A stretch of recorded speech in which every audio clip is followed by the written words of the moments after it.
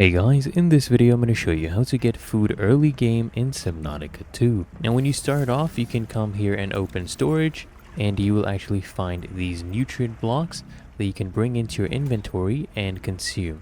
Once they are in your inventory, press tab and you are able to consume these nutrient blocks. Or what you could also do is go ahead and catch these fishes. So this is a half moon, but as you can see, I have a digestive incompatibility. So we will need to fix that. Even when I come to the fabricator, you will see that I am not able to eat this. What you will need to do is go ahead and head here to the northeast between 15 and 30 for about 150 meters. We will need to go ahead and unlock an adaptation trait.